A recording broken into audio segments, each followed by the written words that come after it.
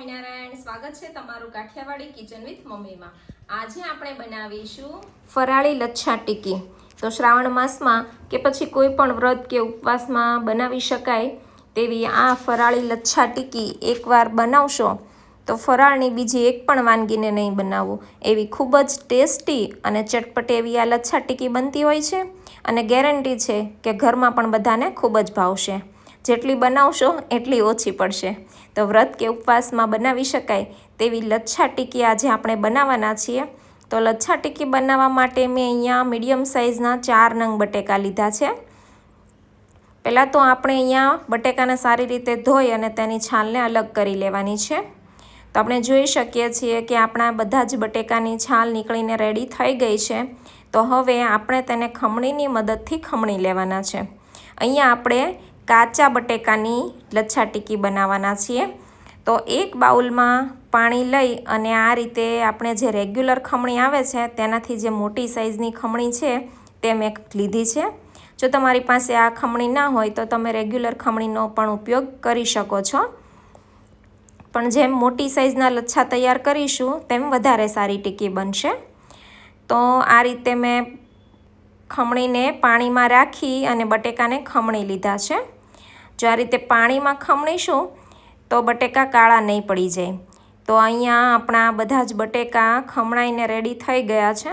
તો 2 થી 3 પાણીથી આપણે તેને ધોઈ લેવાના છે. કેમ કે બટેકામાં સ્ટાર્ચનું પ્રમાણ ખૂબ જ પ્રમાણમાં હોય છે. એટલે આપણે આ રીતે ધોઈ લેવાથી સ્ટાર્ચનું પ્રમાણ ઓછું થઈ જાય છે. તો જો મેં અહીંયા 3 વાર બટેકાને ધોઈ લીધા છે. હવે આપણે તેમાં 1 ચમચી મીઠું એડ કરી અને ગેસ પર મૂકી દઈશું. અહીંયા આપણે બટેકાને બાફવાના નથી કે પાણીમાં ઉબાળ પણ આવવા નથી દેવાનું. જેવું પાણી ગરમ થાય મતલબ કે આ રીતે ઉપર આ વ્હાઈટ કલરનો સ્ટાર્ચ આવી જાય એટલે આપણે ગેસની ફ્લેમને બંધ કરી લેવાની છે અને બટેકાના લચ્છાને એક વ્હાઈટ કાપડમાં આ રીતે કાઢી લેવાના છે. અને જેટલું પણ પાણી નીતરે એટલું આપણે પાણી નિતારીને કાઢી લેવાનું છે. જો ગરમ લાગે તો 2 થી 3 મિનિટ માટે આપણે તેને ઠંડુ થવા દઈશું અને પછી આ રીતે બધા જ પાણીને નીચોવીને કાઢી લેવાનું છે. તો તમે જોઈ શકો છો કે બટેકા એકદમ ડ્રાય થઈ ગયા છે. તો હવે આપણે તેને એક બાઉલમાં લઈ લઈશું. તો અહીંયા આપણા બધા જ બટેકાના લચ્છા એકદમ અલગ અલગ રહે છે. જો અહીંયા બટેકા વધારે બફાઈ જશે તો આ રીતે છૂટા નહીં રહે. એટલે આપણે અહીંયા બટેકાના લચ્છાને બાફવાના નથી. તો હવે આપણે તેને થોડી વાર માટે સાઈડમાં રાખી દઈશું અને તેની ચટણીની તૈયારી કરી લઈએ.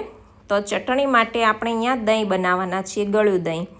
તો એના માટે મેં અહીંયા એક બાઉલમાં 2 થી 3 મોટી ચમચી દહીં લેવાનું છે અને તેમાં 1 ચમચી મીઠું અને 1 ચમચી ખાંડ એડ કરી અને આ રીતે ગ્રાઇન્ડ કરી લઈશું. તો આપણું ખાંડ અને મીઠું દહીં સાથે બરાબર મિક્સ થઈ ગયું છે. તો આપણું આ દહીં બનીને રેડી થઈ ગયું છે. તો આપણે તેને ફ્રીઝમાં રાખી દઈશું જેથી દહીં એકદમ સરસ ઠંડુ થઈ જાય.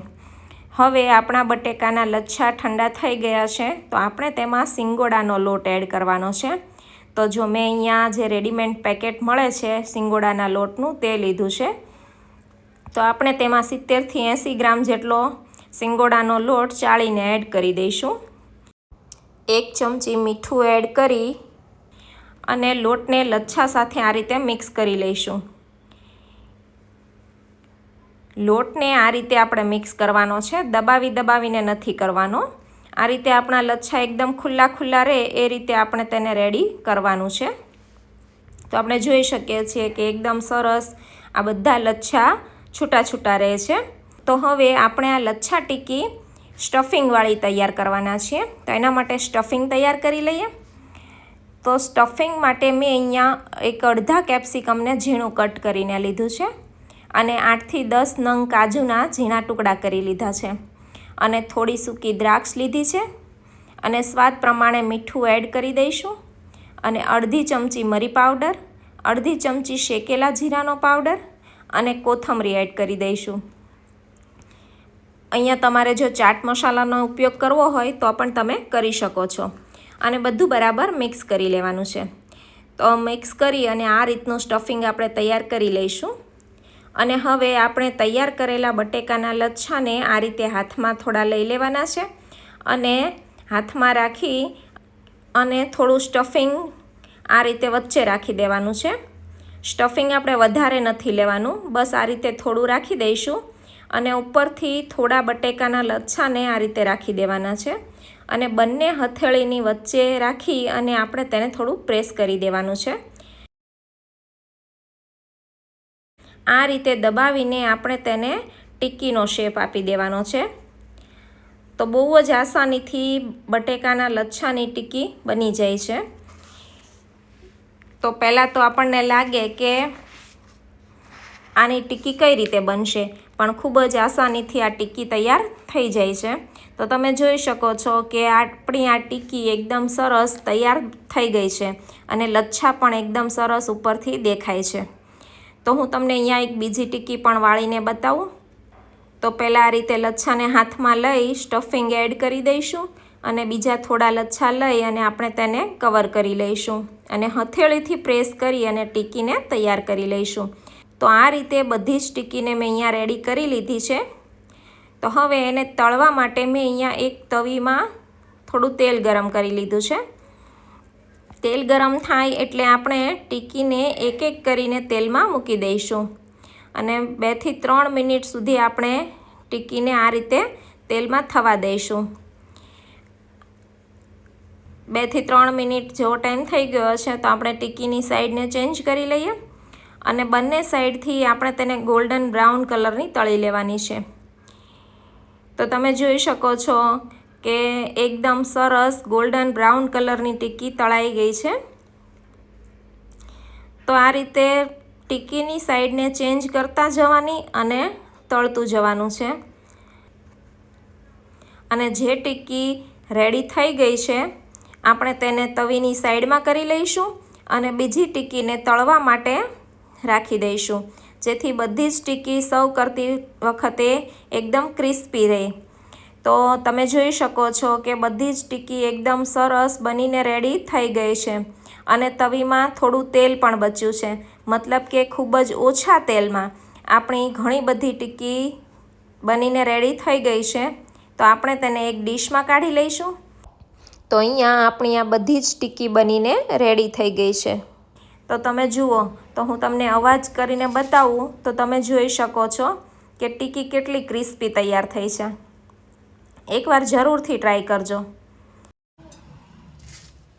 આ ટિક્કીને તમે ચટણી સાથે ચાટની જેમ પણ સર્વ કરી શકો છો અને જો તમારે સ્નેક્સની જેમ ખાવી હોય તો તમે તેને ચા સાથે પણ ખાઈ શકો છો.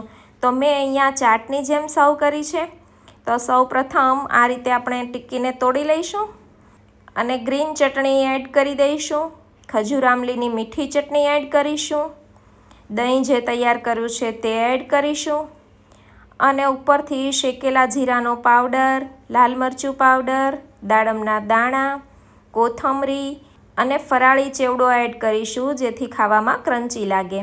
તો તૈયાર છે આપણી આ ફરાળી લચ્છા ટિક્કી. એકવાર જરૂરથી ટ્રાય કરજો અને મને કમેન્ટમાં જણાવજો. અને આવી બીજી નવી રેસીપીઓ જોવા માટે મારી ચેનલને સબસ્ક્રાઈબ કરજો.